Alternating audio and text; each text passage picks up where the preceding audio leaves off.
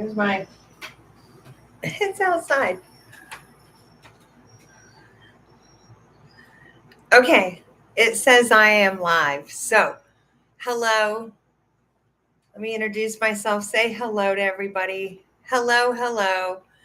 I'm Kirsten Peck. I am the author here at the Betrayed by Trump Guide. Here is the book. I wrote this book last year when the president had been in office for about 100 days, a little bit further than that. And I am a high school English teacher and social studies teacher and civics teacher. And I really can see the small pieces that have been missed in some people's educations, which is why they're having a problem doing some critical thinking. And it's something that is very personal to a person, whether they're 14 years old. And as a teacher, I used to catch the 14-year-olds making this mistake. And it's not meant to be personal. It's truly meant to be helpful and instructional, because I don't want people making these mistakes. Okay. And it's like a if you went to a golf pro because you want to learn how to play golf, and you're going to have to check yourself, because you are going to have to say, I don't really know how to do this. And this person knows way more than I do.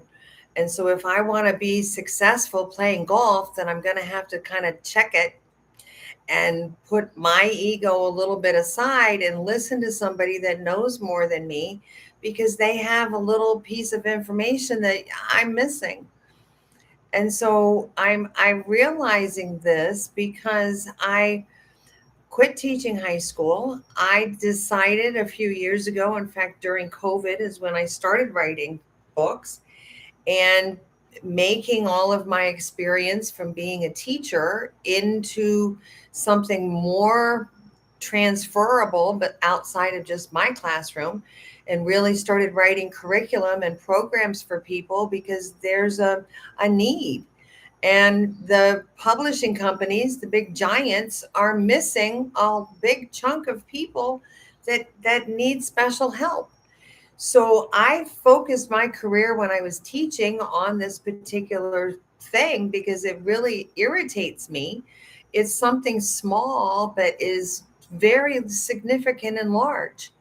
And so that's where I kind of am at now today when I'm sitting here and I'm like, again, in this social studies, I feel like I'm in my civics class every time I watch the news, because the debate that we're supposed to be having with respect and with truth and with honesty, so that we can actually find a solution, isn't what's happening. It's become this big pointing back and forth, and he said, she said, and they did this and you did this. So it's really a point of kind of being honest with ourselves and saying, hey, check this. If you're tired of this bandwagon back and forth and all the craziness of up and down, if you want to find a solution, and if you're genuinely, like I am, willing to say, I made mistakes, I have to figure it out. I've made mistakes, I have to figure it out. Right.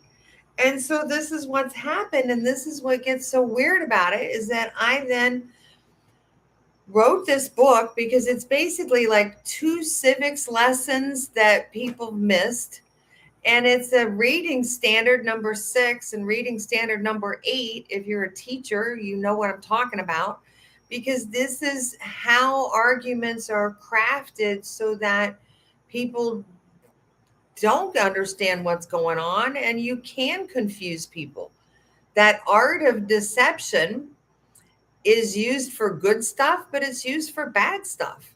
So it has to, have the confidence of the teacher who can see how it's being used for good and for bad, and to kind of be in the middle here and say, can we talk about this? Because I feel bad. People have been misled and run astray.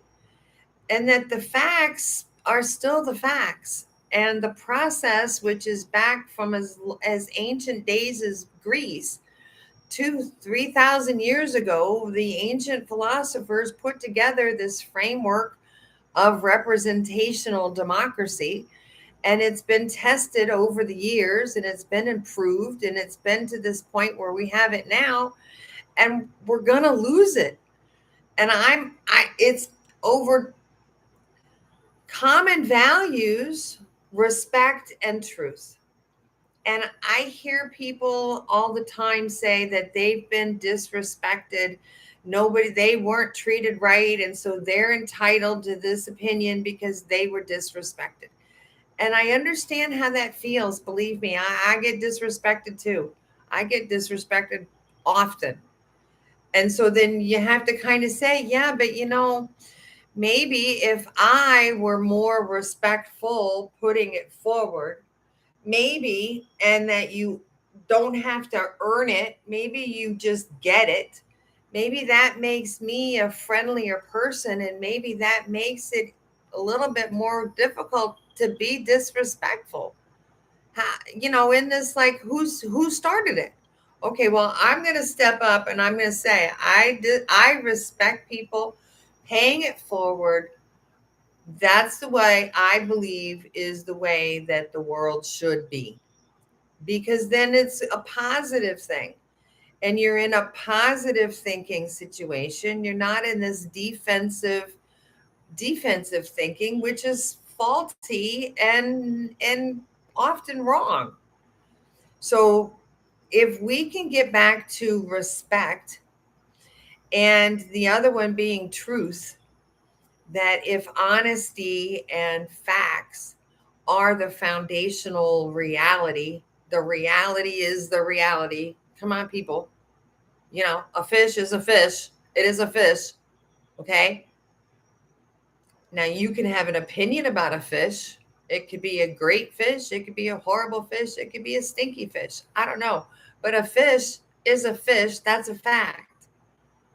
And that's something that we, again, get pushed around with and have been mocked about knowing what's a fact.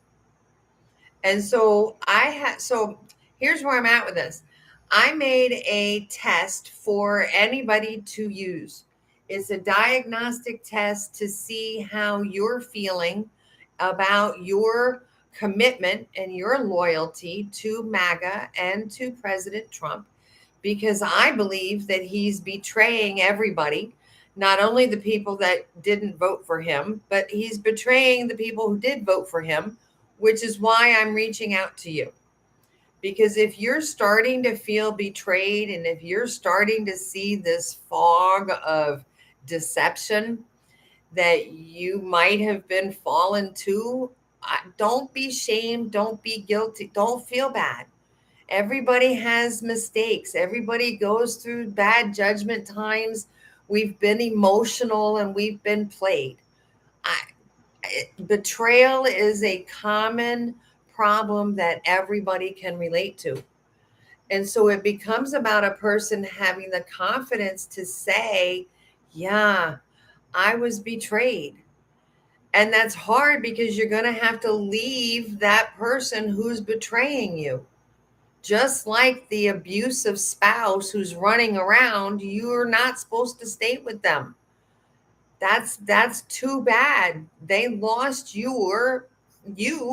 Respect yourself. Be honest with yourself.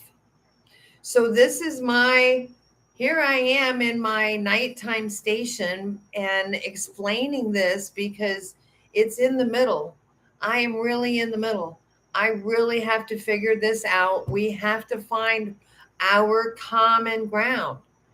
And I believe that the United States is the land of respect, as in, I respect you, you respect me. We can all get along in our representational understanding of this. And the honor and the responsibility to stay truthful, I believe those two foundational principles are the American dream. That's my theory, and I'm testing it. Okay. So I have this compass. It's on my website. It's betrayedbytrump.org. And the website has information about my book and about the program, but it's also got this MAGA compass for you to decide. How happy are you with your decision? You made your decision. That's okay. I don't want to talk about that. I want to talk about today and moving forward past today. So, if on the MAGA compass, it's pretty simple. Are you feeling safer after those ICE raids and after this whole immigration stuff? Are you feeling safer about that? Are you feeling better about the money? Are you feeling better about the war? Are you feeling there's 6 of them, and I'm not going to go through them now because it's up to you. And if you decide you want to participate with me, you have to agree that respect and truth are going to be the first and like base rules. And then we're going to have to talk about this in order to figure the rest of it out. It's going to be hard. I know it's going to be hard, but I'm the one that's going to sit here and go, we've got to try. This is the way to try this. Respect. Everyone gets respect. And so let me talk through this as an example here so that you'll see exactly what I'm talking about as the teacher who sits in the middle, excuse me, having this conversation. So let me turn this around a little second here. And please help me. I need help with my tech. I need people to talk to me. This is all my first experiment. And I talk to people and they're saying, both sides are like, I don't believe you. Well, I'm sitting here. So here's my teacher stuff. Let's go with this one first, okay? Teachers, art. This is my perspective here, taking this from art. Because people know that when your art is 2D, it's flat. It's flat. You can't see dimension in it. It's just flat. But if you go a little bit deeper and you add more details and you go deeper in your thinking, you're going to get more dimension. You're going to add a focal point. And if you really start to thinking about it like it's super 4D, we're going to add in time, the past and the future in this time continuum of 4D thinking.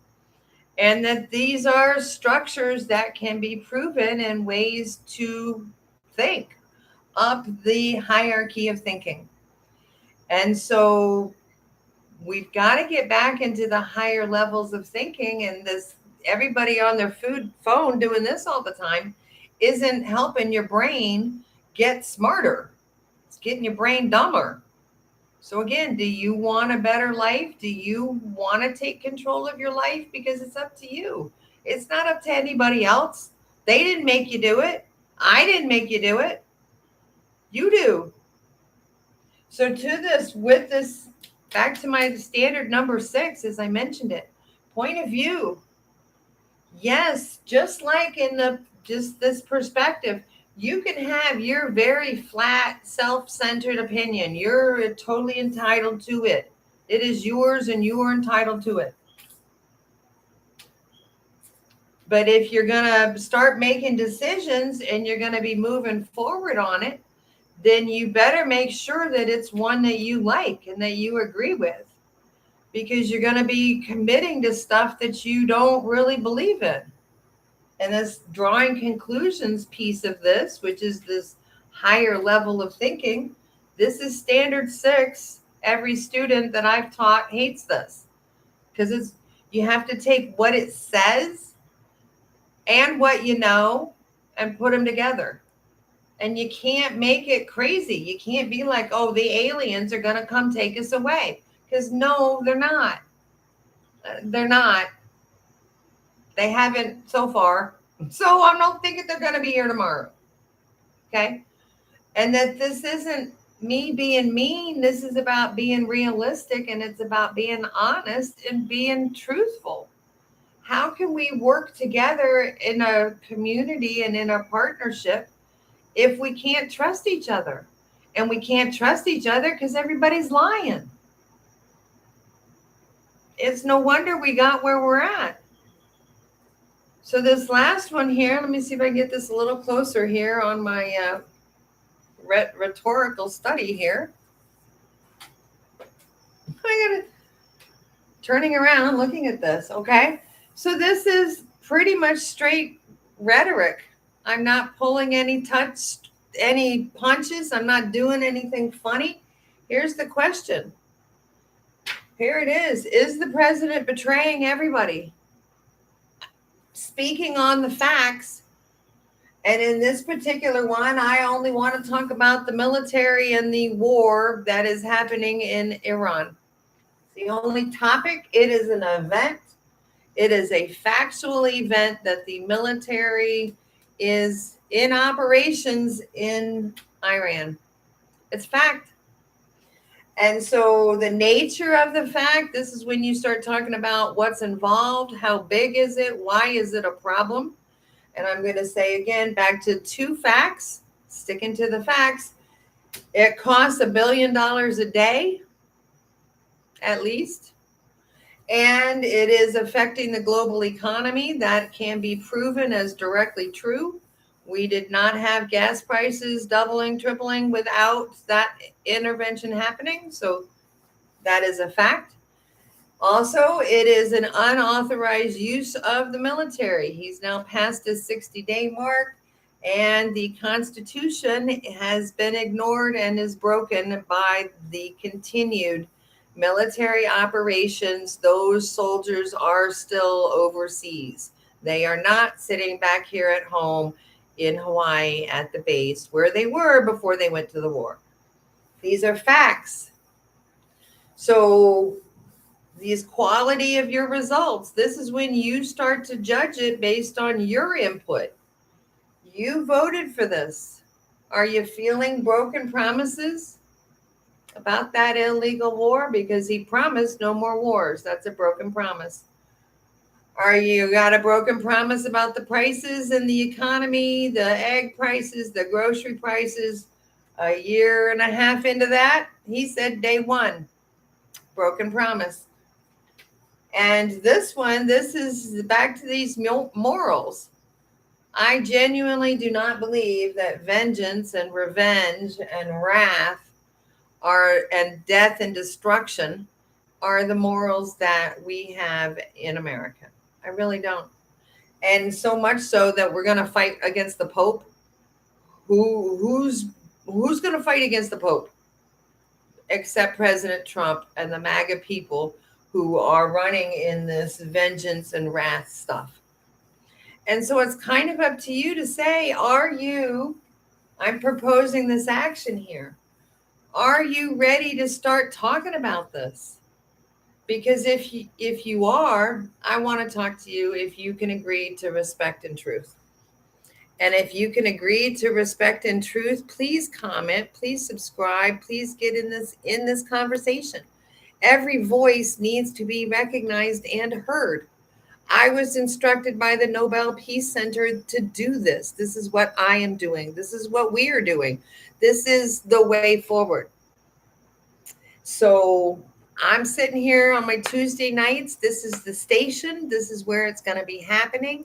It's a place as well as the digital stuff that's happening.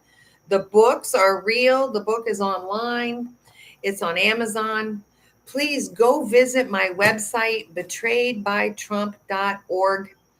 That website has information about the program, has the link to the compass. If it doesn't pop up on you, it should. Subscribe, follow along. All these things are here because I genuinely have an idea this can work. And it's just going to take us being able to talk about it. So if you are a MAGA voter and you're wondering about what are you going to do because you're not real sure, if you're feeling this betrayal, because I am, and I've seen it, and the Navy secretary guy that was his donor who changed his life to be the Navy secretary was fired over nothing. So he's firing his own people. He betrayed Elon Musk the first weeks he was in office, which is why I wrote the book. I saw his betrayal coming. I knew he wasn't holding up his end of the bargain with what he was telling Elon. I knew that. And Elon took the bait. So, okay, what are you going to do about it now? And kind of like a bad boyfriend that broke your heart, I'm sorry. I'm your girlfriend. I'm trying to tell you, I'm sorry. That's wrong. He's an idiot. He's an idiot. But you're the one that's got to turn it around and go, yeah, that was a bad decision. He's an idiot. I got to switch and I got to fix this because we have to fix this. I was wrong. I shunned people. I cut people out. I couldn't handle the lack of respect. And so that's why I'm like, here's my rule. This is my house. It's my rule. It's my idea. Respect and truth. That's it. Respect and truth. That's it. If you can do that, we can work together and we can figure this out. We will figure this out. So that's my story. That's me. Share. I gotta push this out to everybody. Share me, and it's ridiculous. I know I'm not the YouTube influencer. I'm a semi-retired high school teacher that wants to be on vacation, but I can't. I can't. So betrayedbytrump.org. I gotta stop. Thank you for joining me here on Tuesday nights. Subscribe. Check me next Tuesday. Okay. Thanks. Bye. Gotta go. Let's go. We're out of here. Bye.